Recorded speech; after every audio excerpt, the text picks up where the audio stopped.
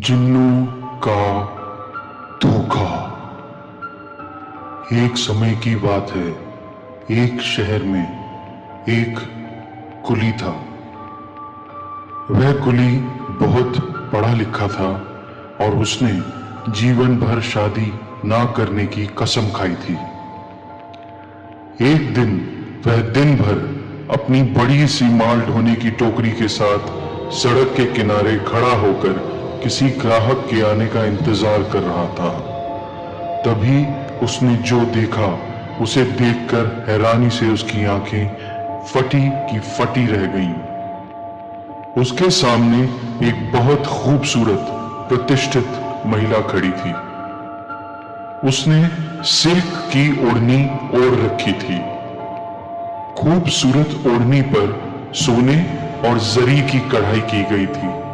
उसके जूते भी सोने की तारों से कढ़े थे और उसके बाल खूबसूरत लंबी लंबी चोटियों में लहरा रहे थे। उसने अपने चेहरे से घूंघट उठाया और सुरमेदार काली आंखों से उसे देखते हुए बड़ी महीन आवाज में उससे कहा, टोकरी उठाइए और मेरे साथ आइए। कुली एकदम हैरान रह गया। एक तो वह काम का इंतजार कर रहा था और ऊपर से इतनी खूबसूरत लड़की उससे खुद काम दे रही थी। उसने ऊपर वाले का शुक्रिया अदा किया और उसके पीछे अपनी टोकरी उठाकर चल पड़ा।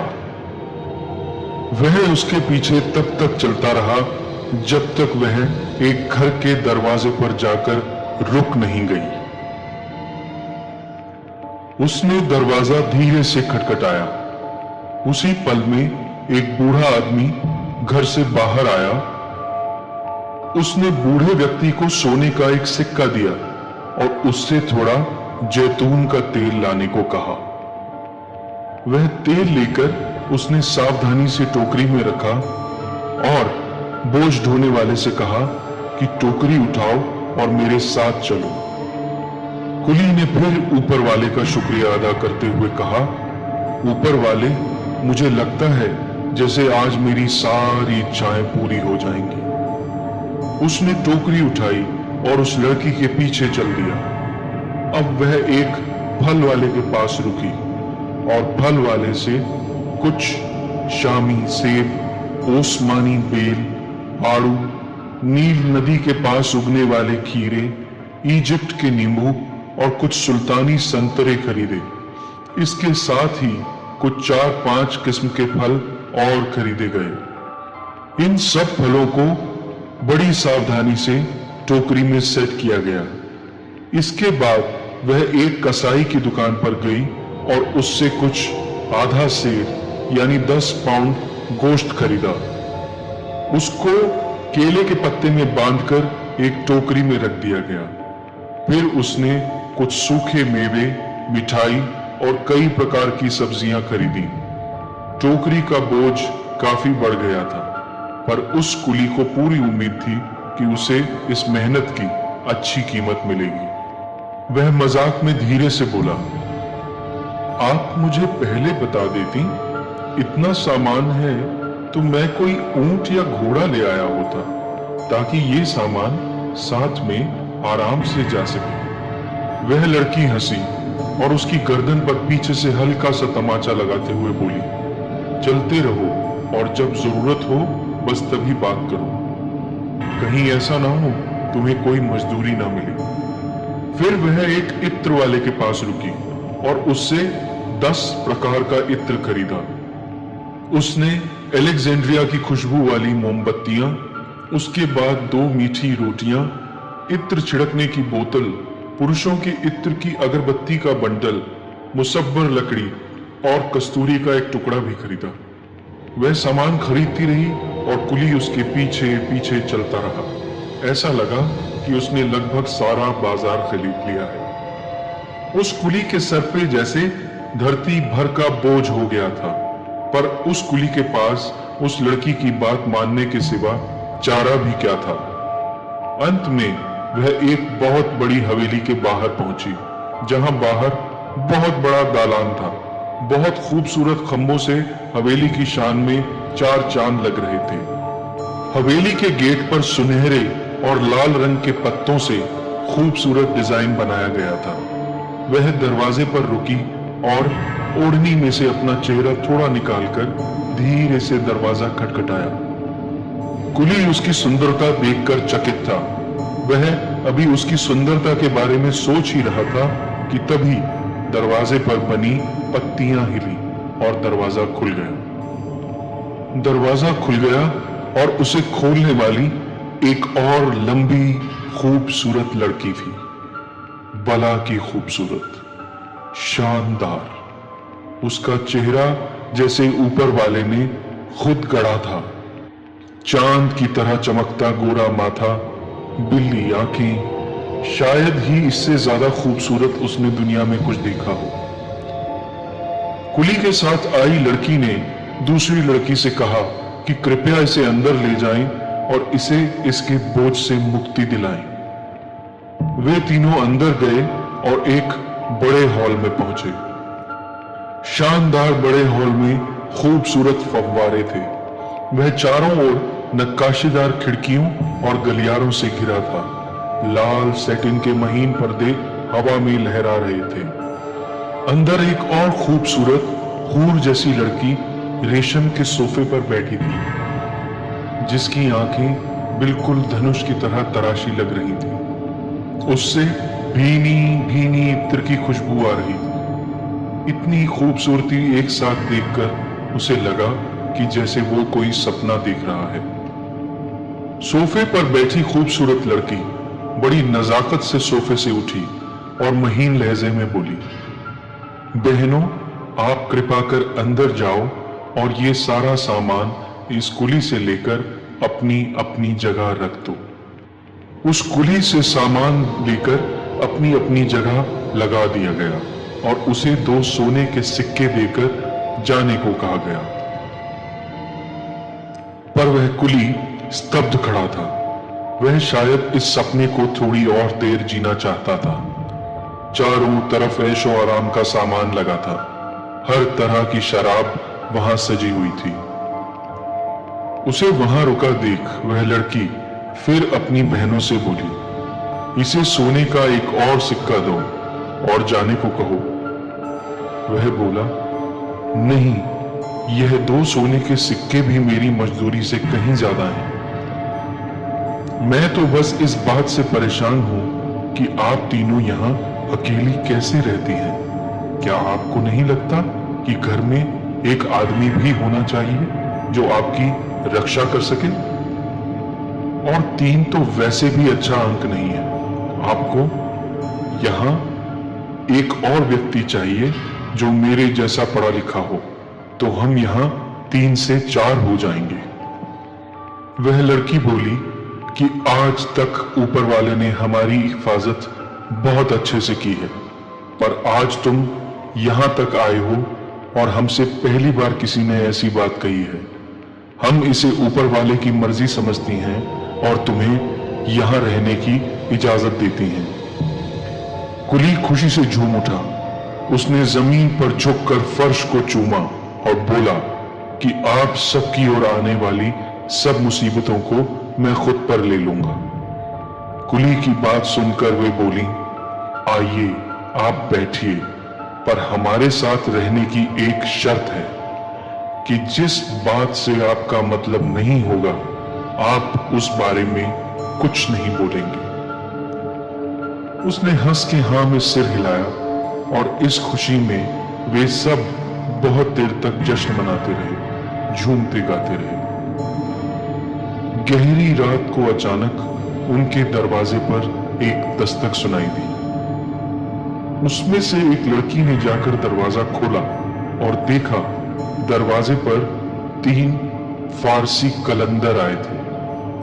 उनके दाढ़ी और बाल नहीं थे और बाईं आंख भी नहीं थी। ये बड़ी हैरानी की बात थी कि तीनों की बाईं आंख नहीं थी। वे कलंदर बोले कि हम पहली बार इस शहर में आए हैं और हमें कहीं रहने की जगह नहीं मिल रही है। क्या हमें रात गुजारने के लिए इस हवेली में कोई कोना मिल सकता है? वह बोली, आप यहां रह सकते हैं, और वो कलंदर भी उस शानदार हॉल में आ गए। कुली हैरान था कि कलंदरों के सामने कोई शर्त नहीं रखी गई, पर अपनी शर्त के बारे में सोचकर वह चुप रहा। अंदर आकर उन्होंने तीनों लड़कियों को देखा और समझ गए कि ये एक ही परिवार की लगती हैं, पर उस कुली को देखकर वे बोले, ये यहां का नहीं लगता, ये कौन है? इस पर वह उठा और जोर से चिल्लाया कि क्या तुमने शर्त नहीं सुनी? जिस बात से तुम्हारा मतलब नहीं, तुम उसमें नहीं बोलोगे। वह बहनें जोर से हंसी। उन्होंने उन्हें शांत करवाया और वे सब बैठ गए। तभी फिर दरवाजा खटखटाया गया। दरवाजा खोला तो वहां उस शहर के राजा, जिन्होंने एक व्यापारी का भेष बनाया था, वे खड़े थे। उनके साथ उनका वजीर और एक रक्षक भी था। दरवाजा खोला गया। उनसे पूछे जाने पर कि वो कौन है, वे बोले कि मैं यह शहर घूमने निकला था, पर दूर से यहां के संगीत की आवाजों ने मुझे यहां खींच लिया। हम व्यापारी हैं और यहां व्यापार करने आए हैं। हमारा सारा सामान बिक चुका है, पर अब हमारे पास रात रुकने की जगह नहीं है। क्या हमें रात रुकने के लिए यहां थोड़ी जगह मिल सकती है? वह बोली, जरूर मिल सकती है। आप हमारे साथ रात को रह सकते हैं, पर एक शर्त है कि जिस बात से आपका मतलब नहीं होगा, आप उस बारे में कुछ नहीं बोलेंगे। वे बोले, जरूर। उन्हें अंदर लाया गया और उन्हें पीने के लिए शराब दी गई। उन्होंने शराब पीने से इनकार कर दिया और कहा कि हमने सोचा था कि हमारा सारा सामान बिक जाएगा तो हम तीर्थ यात्रा पर निकल जाएंगे। अब क्योंकि हमारा सामान बिक चुका है और हमने तीर्थ यात्रा पर जाने का सोचा है, तो हम शराब नहीं पी सकते। यह सुनकर एक लड़की उठी, एक सुनहरा खूबसूरत कपड़ा बिछाया और उस पर चीनी मिट्टी के कटोरों में पानी रखा और साथ ही कुछ मिठाई भी उनके लिए लाई गई। जब वे सब खा पी चुके, उसके बाद उनमें से एक बहन बोली कि उठो बहनों और चलो अपने कर्तव्य का पालन करें। बाकी दोनों बहनों ने कहा, जरूर। इसके बाद तीनों कलंदरों को एक सोफे पर और व्यापारी और उसके साथियों को दूसरे सोफे पर बैठाया गया। सारा सामान समेट लिया गया। अब उनमें से एक लड़की ने कुली को आवाज दी। वह उठा और बोला, कहिए, मैं आपकी कैसे मदद कर सकता हूं? वह अंदर गई और जंजीर में बंधे 2 काले कुत्तों को लेकर आई। कुली से कहा कि लो, इन्हें पकड़ो, और उनकी जंजीर उसे थमा दी। फिर एक दूसरी लड़की उठी और उसने एक चाबुक उठाया और कुली से कहा कि इनमें से एक को यहां लेकर आओ। कुली को जैसा बताया गया था उसने वैसा ही किया। इसके बाद उस लड़की ने कुत्ते को चाबुक से पीटना शुरू किया। वह कुत्ते को तब तक पीटती रही जब तक उसकी कलाई ने दर्द करना शुरू नहीं कर दिया। कुत्ता दर्द से चिल्लाता रहा और वह उसे पीटती रही। इसके बाद उसने उस कुत्ते को गले से लगाया और उसके आंसू पोंछे। उसके बाद दूसरे कुत्ते के साथ भी ऐसा ही किया गया। राजा का दिल यह सब देखकर परेशान हो गया। उसने वजीर से इस बारे में पूछने को कहा। वजीर ने राजा को शर्त याद दिलाई और शांत रहने को कहा। अब बाकी 2 लड़कियां जो दूसरी ओर खड़ी थीं, वे अचानक बेहोश हो गईं। उन सब ने हैरानी से देखा तो उन लड़कियों की पीठ पर चाबुक की मार के निशान बने थे। अब तो सबके सब्र की हद ही हो गई। कुली और कलंदर सब उन व्यापारियों के पास गए और कहा कि हम 7 पुरुष हैं और ये बेचारी 3 लड़कियां। यदि इनसे जोर देकर पूछा जाए तो ये जरूर हमें बताएंगी कि ये राज क्या है। पर उस वजीर ने उन्हें शर्त की याद दिलाई। यह देखकर वह लड़की जिसने अभी अभी जानवरों को बेरहमी से पीटा था, उनकी ओर देखकर बोली कि आप सब किस बारे में बात कर रहे हैं? क्या आप ये जानना चाहते हैं कि यहां जो हो रहा है उसका राज क्या है? इस पर वजीर को छोड़कर बाकी सब ने हाँ में सर हिला दिया।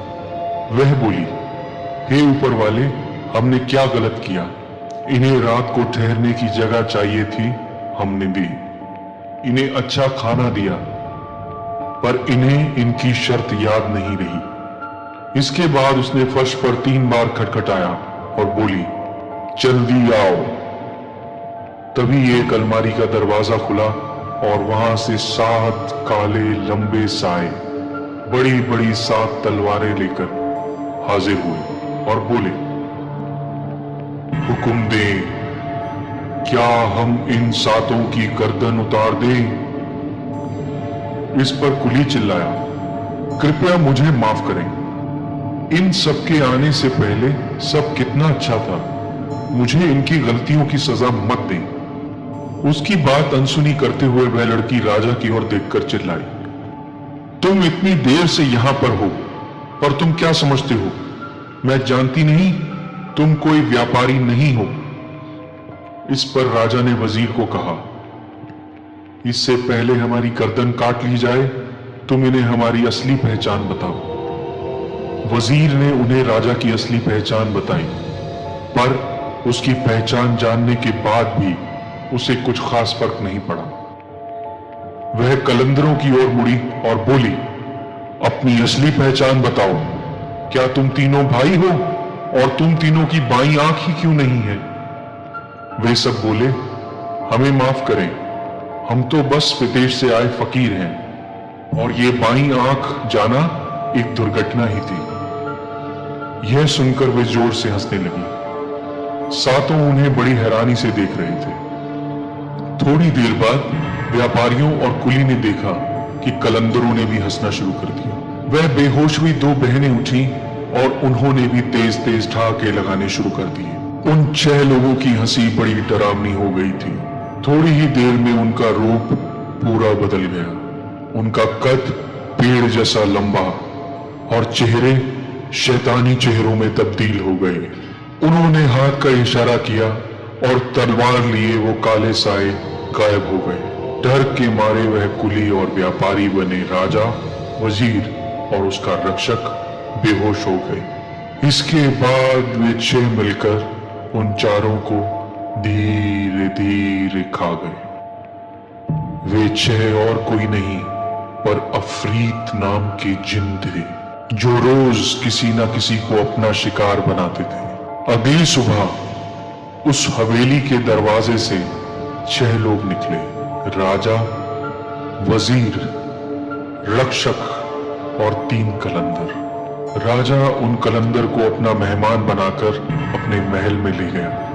वो 6 और कोई नहीं पर वही अफरीती जिन्नात थे, जिन्होंने दुनिया को दिखाने के लिए अपना रूप फिर से बदल लिया था।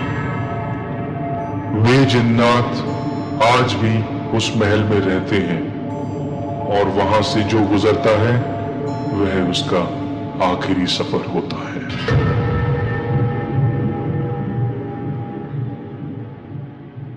जिन्नों का धोखा।